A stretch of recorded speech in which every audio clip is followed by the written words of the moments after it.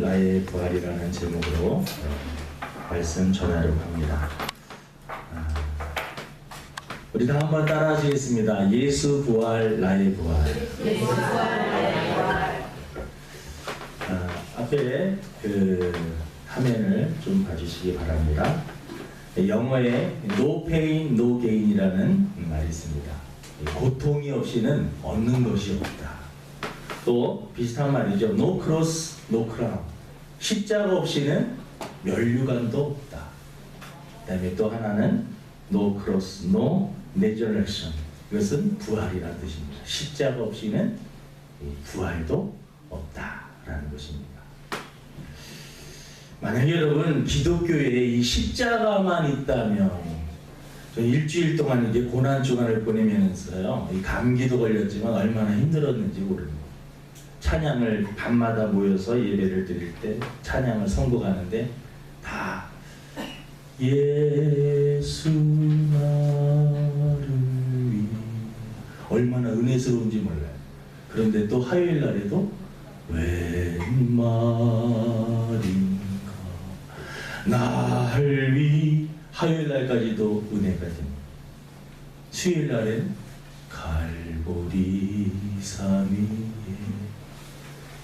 금요일까지요 찬양을 선곡하는데 계속해서 좀 이렇게 우울하고 예수님의 십자가와 죽음만을 생각하는 그 찬양을 하니까요, 여러분 이게 한 5일 동안 부르니까는 괜찮은데, 만약에 1년 내내 우리가 한평생 동안 십자가, 예수님이 나를 위해서 십자가에 죽으신 것만 생각하면서 슬퍼하는 노래만 불렀다면, 여러분 기독교는 우울증 환자들을 만들어내는 그러한 종교가 되었을 것입니다. 하지만 여러분, 우리 기독교인은 부활이 있는 줄로 믿습니다. 사셨네 사셨네 예수 다시 사셨네. 얼마나 힘있고 능력이 있는지 모릅니다. 할렐루야 우리 구주 부활 승천하셨네. 여러분, 이 부활은 절망에서 소망으로, 저주의 인생이 축복의 인생으로, 침체됐던 자가 여러분 부흥으로, 질병으로 연약했던 사람들이 강건해지는 그러한 변화의 축복의 날인 줄로 믿습니다. 우리 주사랑교회 모든 성도들이 이 부활의 축복에 다 동참하시기를 주님의 이름으로 축원을 드립니다. 언제나 이 밝은 모습으로 이 꽃장사를 하시는 이 꽃장수 할머니가 있었습니다. 근데 어떤 단골 손님이 이 할머니만 보면 다 얼굴이 방긋방긋 매일 웃으시는 거예요. 방긋방긋. 그래서 그 손님이 이렇게 물어봤습니다. 할머니는 걱정 근심이 없으신가 봐요. 늘 얼굴이 이렇게 늘 밝아가지고 항상 웃으시네요. 근데 할머니께서 이렇게 대답하십니다. 천만에요. 걱정 근심이 없는 사람이 어디 있습니까? 그런데 저는 3일의 비밀을 압니다. 3일.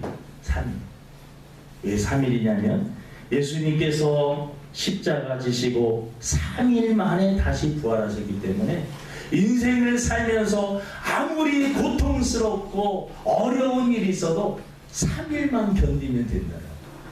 여러분들도 한번 오늘 말씀을 들어보시고요, 이 말씀을 한번 적용해 보시기를 바랍니다.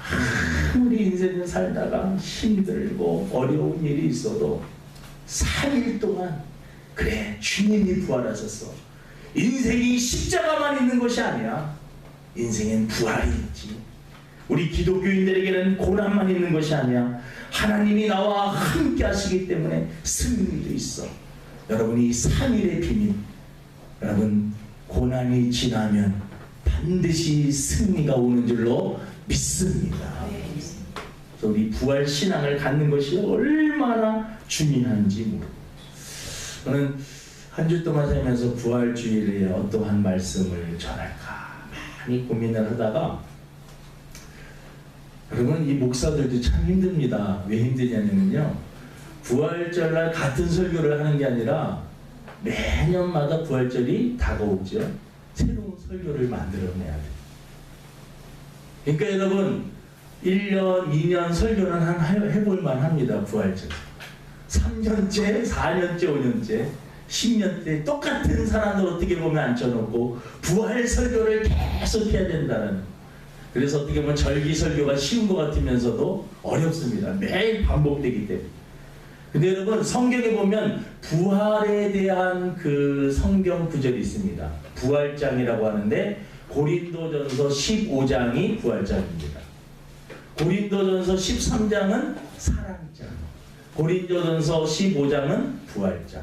문제 한번 내볼까요? 사랑장은 몇 장이라고요? 고린도전서 13장, 부활장은 고린도전서 15장. 그래서 오늘 이 본문 말씀을 좀 이렇게 보시면서 부활에 대한 이 말씀을 잘 들으시고 저와 여러분들이 부활의 확신을 갖기를 주님의 이름으로 축원을 드립니다. 오늘 여러분 2절 3절 이 화면을 한번 보세요. 고린도전서 2절 3절인데요. 우리 한번 3절 2절부터 4절까지 우리 한번 보이시는 분들은 한번 다 크게 한번 읽어보겠습니다. 시작. 너희가 만일 내가 전한 그 말을 굳게 지키고 헛되이 믿지 아니하였으면 그로 말미암아 구원을 받으리라. 내가 받은 것을 먼저 너희에게 전하니 이는 성경대로 그리스도께서 우리 죄를 위하여 죽으시고 장사 지낸 바 되셨다가 성경대로 사흘 만에 다시 살아나사. 여러분 바울이요 고린도 교회 성도들에게 이렇게 이야기했습니다. 내가 전한 그 말을 굳게 지키고 헛되이 믿지 아니하면, 그리고 그 말씀을 굳게 지키고 믿으면 구원을 얻으리라. 구원을 얻으리라. 여러분 바울이 전한 이 부활에 대한 이 복음을요 헛되이 되지 않고 굳게 지키고 믿으면 구원을 얻게 된다라는 것입니다. 왜요? 부활 신앙생활을 해도요 이 부활을 믿지 않고 신앙생활하는 사람들은 어떻게 보면 헛된 신앙생활을 하는 것이다. 하나님께서 여러분 세상을 창조하시고 참 보시기에 좋았다라고 말씀하셨어요. 창세기 보면. 그런데 여러분들이 알고 있듯이 악한 사단이 아담과 하와를 유혹하여서 선악과를 먹지 말아야 되는데 선악과를 딱 먹게 됩니다. 그래서 죄가 이 세상에 들어오게 됩니다. 아담이 지었던 죄가 그 나도 모르는 사이에 내가 이 세상 태어날 때 그 죄를 갖고 태어나게 됩니다. 이것을 원죄라고 해요. 누구나 모든 사람이 다 가지고 있는 그 죄가 원죄입니다. 그러면서 그 죄를 근거로 해서 살면서 알게 모르게 짓는 죄가 스스로 짓는다 해서 자범죄라고 합니다. 여러분 사람들이 이 땅에 살면서요 원죄를 근거로 해서 수많은 자범죄들을 짓게 됩니다. 근데 사람들이 연구를 했지요. 이 죄를 도대체 어떻게 깨끗하게 씻을 수가 있을까? 깨끗하게. 그래서 어떤 사람들은 공부를 많이 하면 된다고 하고, 어떤 사람은 철학과 윤리와 지식과, 어떤 사람은 이건 안 되겠다. 그래서 자기의 몸을 학대하며 수행과 고행을 통해서 막 그 자기의 죄를 씻어 보려고 노력을 했으나 여러분 씻을 수가 없었습니다. 여러분 사람이 어떠한 방법으로 자기의 죄를 씻으려고 노력하면 노력할수록 자기가 죄인이라는 것을 더 깨닫게 되었습니다. 성경에 보면 예수님께서 너 마음속으로 짓는 나쁜 생각까지도 내가 도둑질을 하지 않았는데요, 아 저거 갖고 싶고 저거 훔치고 싶다라고 생각을 했는데 그것도 죄라는 거예요. 여자를 보고 음욕을 품는 그것도 생각만 했는데 그것도 죄라는 거예요. 그러니까 여러분 이 땅에 살면서 죄가 없는 사람이 누가 있습니까? 나는 거짓말을 한 번도 한 적이 없어요 라고 거짓말 치는 사람들이 여러분 얼마나 많은지 모릅니다. 이 세상은요 다, 그래서 성경은 모든 사람이 죄를 범하였음에 하나님의 영광에 이르지 못하고 의인은 없나니 하나도 없다라고 말씀을 하고 있는 것입니다.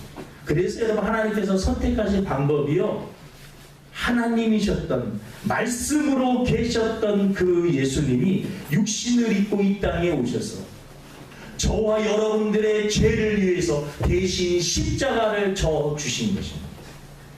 그래서 여러분 누구든지 예수님을 믿기만 하면 다 구원을 받을 수 있도록, 다 죄 용서함을 받을 수 있도록 예수님께서 그 길을 만들어 놓으신 것입니다. 예수님께서 십자가 마지막으로 하셨던, 지시고 마지막으로 하셨던 말씀이 다 이루었다. 내가 다 이루었다. 너희들의 모든 죄를 다 이루었다. 다 해결하였다라고 말씀하십니다. 요한복음 14장 6절에 예수께서 이르시되 내가 곧 길이요 진리요 생명이니 나로 말미암지 않고는 아버지께로 올 자가 없느니라. 여러분 다시 한번 3절을 보시기를 바랍니다. 내가 받은 것을 시작. 내가 받은 것을 먼저 너희에게 전하노니 이는 성경대로 그리스도께서 우리 죄를 위하여 죽으시고 저와 여러분들의 죄를 위하여서 예수님께서 죽으셨다라는 것입니다. 하지만 4절에 장사 지냄 받으셨다가 성경대로 다시 사흘 만에 살아나셨다라는 것입니다. 여러분 이 부활은요 역사적인 사건입니다. 그리고 실제적으로 있었던 그러한 일입니다. 예수님의 부활을 본 사람들이 많이 있습니다. 오늘 본문에 보니까 게바도 보았고 또 이 12제자도 보았고 500여 성도가 부활하신 예수님을 보았다라고 말씀을 하고 있습니다. 성경에 보니까 이 도마라고 하는 사람이 있습니다. 도마. 의심이 많은 사람입니다. 예수님이 부활하셨다라는 소식을 제자들이 말하니까 그런 거짓말이 죽은 사람이 어떻게 살아나니? 나는 예수님이 못 박힌 손과 그리고 옆구리에 창을 짜고 찍혔는데 그 흔적을 내가 만져보지 않고 또 눈으로 보지 않고는 절대로 믿지 못하겠다. 도마는 그렇게 이야기했습니다. 예수님께서 그에게 와서 보여주셨습니다. 도마는 예수님의 손 그리고 옆구리에 창 짜고 다 만져보셨습니다. 엠마오로 가는 두 제자에게도 예수님께서 나타나셔서 그들에게 성경을 풀어주었을 때 그들의 마음이 뜨거워졌습니다. 처음에 여러분 이 막달라 마리아하고 여자들이 예수님이 부활한 그 새벽에 예수님의 무덤이 잘 있나 눈물을 흘리면서 그곳을 찾았습니다. 그런데 이 무덤에 돌이 옮겨져 있었고 그리고 그 안에는 예수님이 보이지 아니하고 두 사람이 그 앞에서 이야기를 합니다. 어떻게 살아있는 자를 죽은 자 가운데서 찾느냐. 예수님께서는 부활하셨다라고 말씀을 하고 있습니다. 예수님께서요 부활하신 후에 제자들을 찾아갔습니다. 이 제자들이 참 그런 게요. 3년 동안 예수님을 쫓아다니면서요. 예수님 그리고 베드로 같은 경우는 예수님 어떤 사람이 다 예수님을 배신해도 저는 예수님을 절대로 부인하거나 배신하지 않습니다 라고 했던 사람 이 베드로가 예수님을 3번이나 부인합니다. 어떤 여자아이가요 저 사람도 예수님하고 함께 있었던 그 같은 패당이에요, 같은 사람이에요. 이 베드로가 아니야 나는 예수님 절대 몰라. 어떤 사람이 또 말합니다. 저 사람 분명히 예수님 같이 있었던 그러면서 막 그 여자아이를 욕하면서 그리고 나중에는요 예수님을 막 욕하면서 나는 예수님을 모른다라고 막 얘기합니다. 그랬던 여러분 베드로가 십자가에 못 박혀 죽고 나니까 제자들은 사실은 예수님을 쫓아다니면 한 자리씩 차지할 수 있을 줄 알았거든요. 예수님을 쫓아다니니까 막 사람들이 막 몰려대고 그 수많은 막 병자들을 고치고 오병이어의 기적을 통하여서 사람들에게 기사와 표적을 행하니까 제자들이 사실은 예수님을 쫓아다녔던 목적은요 한 자리 차지하기 위해서 예수님이 정말 우리가 기다렸던 정치적인 메시아인가 보다라고 예수님을 기다렸습니다. 근데 예수님이 십자가에 돌아가시자 베드로와 그 제자들은요 사람을 낚으라고 낚는 어부가 되라고 말씀하셨는데 고기를 잡으러 다시 갑니다. 절망 가운데. 그날따라 고기를 던진 그물을 던지는데요. 한 마리도 잡지 못합니다. 이 부활하신 예수님께서 나타나셔서 저 오른편에 깊은 곳에 가서 그물을 던지라고 말씀하십니다. 그물을 던집니다. 여러분, 고기를 잡았는데 큰 고기 153마리를 잡았습니다. 여러분, 이 모나미 볼펜을 보면은요, 거기 153이라고 이렇게 적혀 있습니다. 그 모나미 그 사장님이 누구냐면 믿는 분인데, 그 집사님이 성경을 보다가 예수님의 말씀에 순종하고 예수님의 말씀에 의지하면 성공할 수 있구나. 그래서 여러분, 그분이 볼펜 그 사업에 끼어들어가지고 그 볼펜 만들 때마다 모든 볼펜에 다 153을 기록하고 있어요. 그것은 나는 이제 예수님의 말씀에 순종하면서 이 사업을 하겠다라고 하는 그러한 고백입니다. 여러분, 바울에게도 나타났습니다. 바울은 원래요, 이 사울이라고 하는 이름으로 가지고 있었는데, 사울이었을 때 예수님을 믿는 사람들이 좀 좋지 않은 소문이 들었습니다. 그들은 떡과 피를, 그 살과 피를 나누어 먹는 식인 종교다라고 하는 이상한 소문이 들었습니다. 사울이 듣기에는 정말 무식한 사람들, 어떻게 사람의, 예수님께서요 마지막 6월절에 그들에게 그 떡을 나눠주면서 이것은 내 살이다, 포도주를 나눠주면서 이것은 내 피다라고 했는데, 그들은 그것을 오해해서 사람을 잡아다가 다 살을 나눠 먹는 식인 종교인 줄 알고, 이 사울은요 예수님을 믿는 사람들을 잡아 죽이는 앞장서는 그러한 사람으로 일을 하였습니다. 다메섹에 예수 믿는 사람들이 모여있다는 소식을 듣고 그곳을 잡으러 가다가 예수님을 만납니다. 부활하신 예수님. 너무나 하얀 강체가 눈에 확 비쳐옵니다. 당신이 누구십니까? 내 도대체 볼 수가 없습니다. 나는 내가 핍박하는 예수다. 그때 여러분, 바울은 예수님을 만나게 됩니다. 부활하신 예수님을 만나게 됩니다. 여러분, 이 바울이 성경에서 얼마나 중요한 인물이냐면요, 이 마태복음부터 계시록까지 27권 중에 거의 17권 정도가 다 바울이 기록한 겁니다. 그러니까 바울을 이해하지 못하면 기독교를 이해할 수 없고 성경을 이해할 수 없고, 그래서 바울은 오직 나는 십자가와 부활만을 전하겠다라고 외치고 있습니다. 이 복음이라는 거, 우리 흔히 교회 다니게 되면 이 복음이라는 말을 씁니다. 복음은 원래 기쁜 소식, 유앙겔리온, 복음, 기쁜 소식이라는, 복된 소식이라는 뜻인데요. 왜 무엇이 기쁜 소식이고 무엇이 복된 소식이냐면, 예수님이 나의 죄 때문에 십자가 지심으로 내가 어떠한 죄를 지었다 할지라도 예수님을 믿으면 그분의 보혈을 통해서 나의 죄가 깨끗이 씻어졌다라는 것입니다. 그리고 예수님이 부활하셨다라는 것은 예수님이 부활을 믿으면 나도 다시 부활할 수 있다라고 하는 그러한 이야기입니다. 여러분, 이 부활절이 얼마나 중요한지 모릅니다. 1884년, 85년 우리나라요 얼마나 어려운 시절이었는지 모릅니다. 이 서양 사람들이 우리 조선이었죠. 조선이라는 나라를 생각할 때 이 소망이 없는 은둔의 땅, 그리고 항무지 같은 땅이다라고 하는, 그런데 미국에서 공부했던 이 언더우드하고 아펜젤러, 이 선교사, 젊은 선교사들, 한국 교회를 가리켰던 이 박용규 그 교수님이 그분 학교에 가가지고 그분들의 언더우드하고 아펜젤러의 그 성적표를 한번 띄워봤대요. 놀라운 것은요, 그 학교에서 최고 우수자, 성적이 가장 좋은 사람이 어떤 선교사님이 오셔서 우리 조선이라는 나라를 소개하는데, 여러분들 기도해 보시고 저 항무지 같은 소망이 없는 운들의 땅에 예수 그리스도의 복음을, 부활의 주님을 전할 수 있는 그러한 젊은 자들이 있으면 헌신하십시오라고 했을 때, 아펜젤러와 그리고 언더우드 선교사님이 여러분 자원을 해서, 여러분 우리나라의 복음이 처음으로 1885년 4월 5일, 오늘도 4월 5일인데요 그때도 4월 5일 부활절입니다.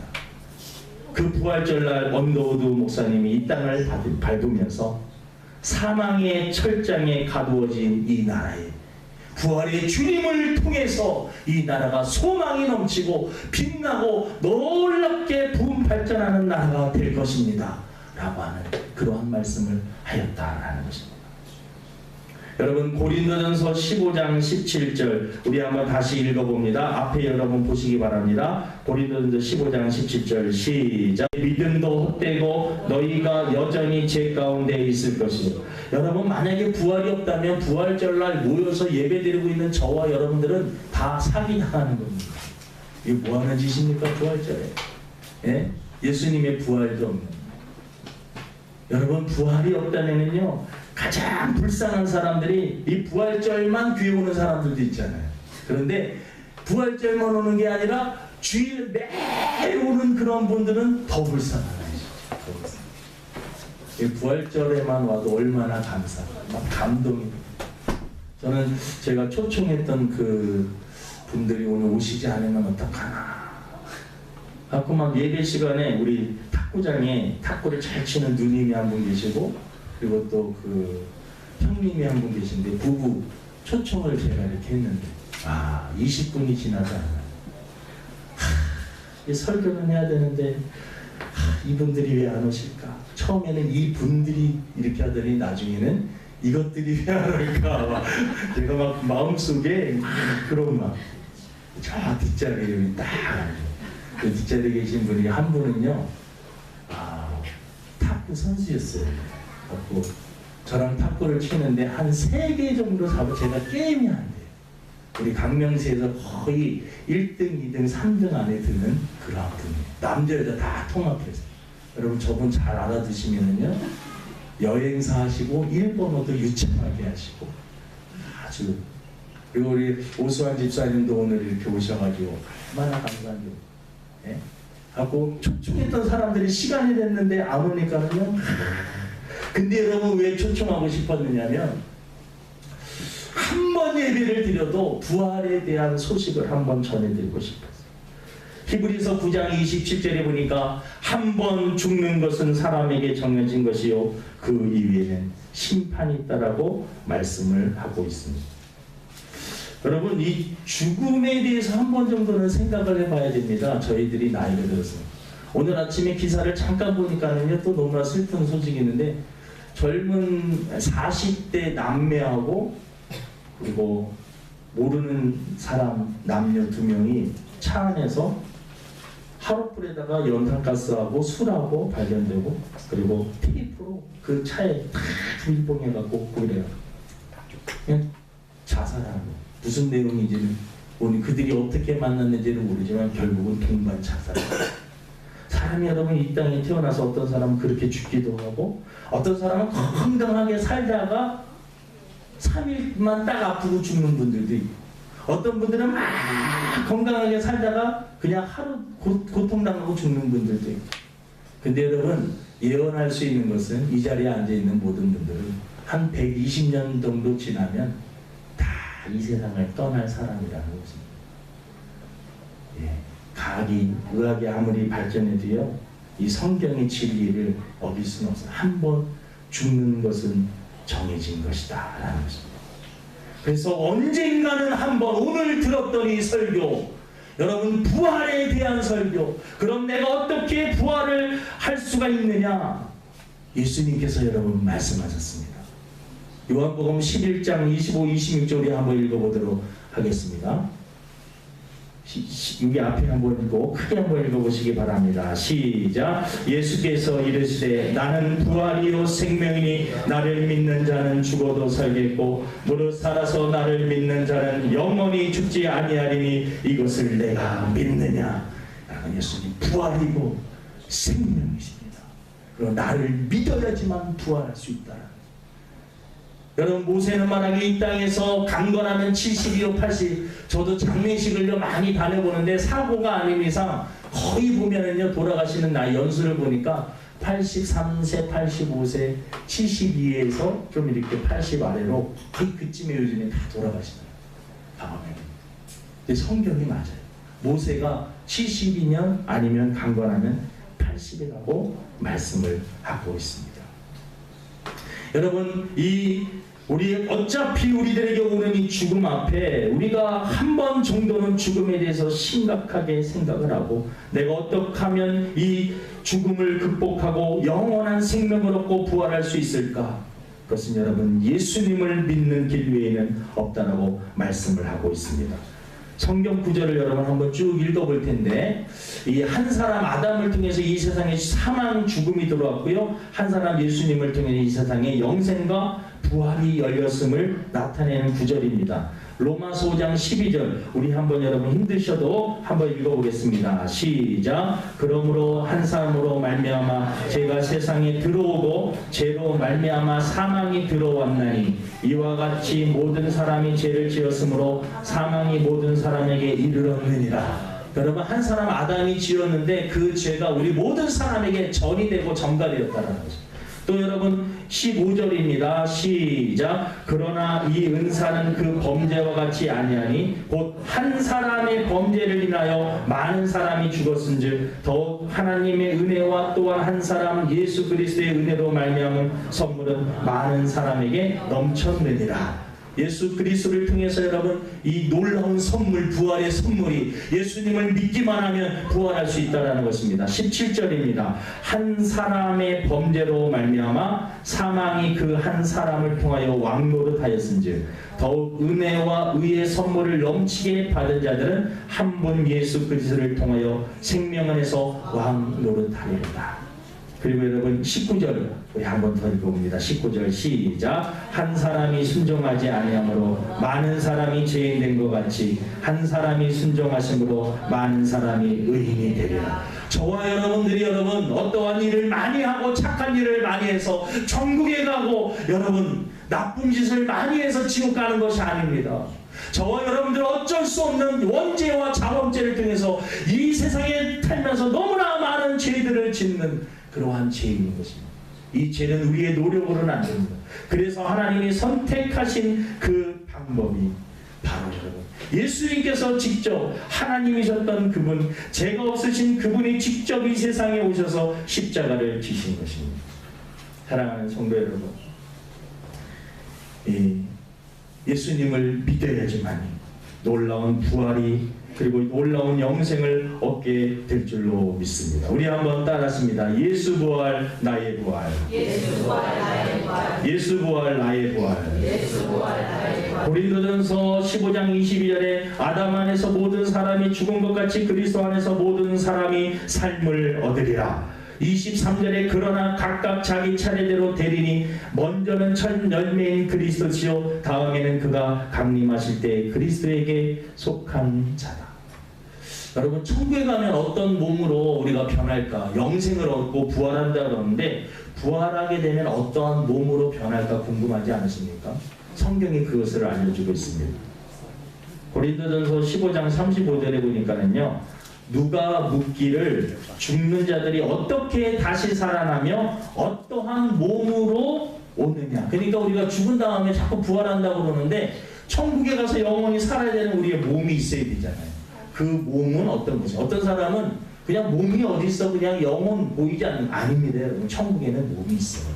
예수님의 부활은요 그냥 정신, 그러한 어떤 보이지 않는 영이 부활하신 것, 그것도 부활했지만 육체도 부활하신 것입니다. 육체도 부활하신 것. 고린도전서 15장 43절 우리 어떤 몸으로 부활하는지 한번 이 말씀을 보겠습니다. 욕된 것으로 시작. 욕된 것으로 심고 영광스러운 것으로 다시 살아나며 약한 것으로 심고 강한 것으로 다시 살아나며 육의 몸으로 심고 신령한 몸으로 다시 살아나니 육의 몸이 있은즉 또 영의 몸도 있느니라. 여러분 영적인 몸이 있는데요, 욕된 몸, 지금 우리의 몸은요 죄된 몸이에요. 죄된. 천국에 가면 이 죄성이 싹 빠지는 몸이 됩니다. 영광의 몸. 영광은 원래 히브리어로 카보드라고 하는 말이에요. 카보드. 무겁다, 풍요롭다, 풍족하다. 우리의 몸이요 무겁고 풍요롭고 풍족한, 그래 막 살찐 그런 거 생각하지 마시고 완벽한 영광스러운 몸으로 변한다. 네. 그리고 여러분 약한 것으로, 지금 우리의 몸은 너무나 약합니다. 너무 연약해요. 병들이 얼마나 많은지. 여러분 병원 한번 가보세요. 별 환자들이 다 있어요. 응급실에 가보세요. 와, 어떻게 이렇게 사람들이 고통스럽게 있어요. 병든 사람들이 얼마나 많아요. 근데 여러분 천국은 병이 없습니다. 아무리 열심해도 피곤치 않습니다. 약한 것으로 심고 강한 것으로 바뀌게 됩니다. 우리의 몸이여 성경의 한 단어로 신령한 몸으로 바뀌게 된다는 것입니다. 영원 죄가 없는 곳, 이 땅이 여러분 이 세상이 왜 힘들고 어렵습니까? 죄 때문에 그래요. 나의 속에 있는 죄, 욕심, 이기심, 그렇게 서로 사랑한다고 말했던 연인들도 부부들도 여러분 욕심과 이기심 때문에 자기를 이해해주지 못했다고 치고받고 싸우는 그런 일들이 얼마나 많이 있어요. 다 욕심, 죄성. 하지만요, 천국은요, 이 죄성이 싹 빠집니다. 다 이해가 되고 용서가 되는 것입니다. 고린도전서 15장 53절, 이 썩을 것이 반드시 썩지 아니할 것으로 있겠고, 여러분 죽지도 않는다라는 것, 썩지도 않고. 사람이 여러분 죽으면은요 얼마나 냄새가, 사람이요 참 살아있을 때는요 참 이렇게 만지면 좋고요, 죽은 시신 딱 만지면 써늘합니다. 그리고 얼마나 사람이 금방 부패가 되는지. 이틀만 여러분 이 사람 보낼 수 없다라고 죽은 사람 안고 한 이틀만, 이틀이 뭡니까? 하루만 지나보십시오. 무서워서 같이 부딪습니다. 그리고 냄새가 나가지고요 사람에서 금방 부패하고 썩습니다. 근데요 우리가 다시 부활할 몸은 썩지 않는 몸으로 변한다라는 것입니다. 여러분 그 이성봉 목사님이라고 우리나라의 그 부흥강사 초창기 옛날에 활동했던 목사님이신데, 그분이 인생 모경가를 부르셨어요. 근데 그분이 만드셨는데 그분이 내용이 이렇습니다. 제가 잘은 못 부르는데 가사를 여러분 통해서 한번 은혜 받으시기 바랍니다. 꿈별 같은 이 세상에 산다면 늘 살까, 인생 향나 좋다 해도 바람을 잡누나, 험한 세상 모진 풍파 일장 춘몽이 아닌가, 슬프도다 인생들아 어디로 달려가느냐, 이 팔청춘은 그 꽃다운 시절도 지나고 혈기방장 그 작년도 옛날이 되누나, 성공 실패 꿈꾸면서 웃고 우는 그 순간에 원치 않는 그 백발이 눈설이 휘날리누나. 여러분 4절을 하나 더 불러드리고 싶은데 시간이 좀 지나도요, 인삼노경 좋다 해도 늙는 건 못 막고요, 진시황에 불로 쳐도 죽는 데는 허사라, 인생 한번 죽는 길을 누가 감히 피할 소냐, 분명하다 이 큰 사실 너도 나도 다 당하네. 만약 이렇게 여러분 소망이 없는 그러한 찬양만 부르고 끝난다면 정말 인생이 허무하죠. 근데 여러분 이성봉 목사님이 그 6절에 보니까요, 믿는 사람들은 근심 마라 너희들은 하나님 믿으니 또한 나를 믿으라고 주 말씀하셨네. 내 아버지 그 집에는 있을 곳이 많다지요, 기쁘도다 주님 함께 영원히 같이 삽시다. 여러분 이 자리에 앉아 계신 모든 분들, 이 세상을 마치는 날 주님의 보혈로 다 제사함 받고 썩지 않고 새하지 않고 병들지 않고 죄가 없는 그러한 새로운 몸으로 부여받아서 영원한 천국에서 영원히 다 살 수 있는 그날 다 보기를 바라. 우리 옆 사람하고 한번 인사합니다. 꼭 천국에서 봅시다.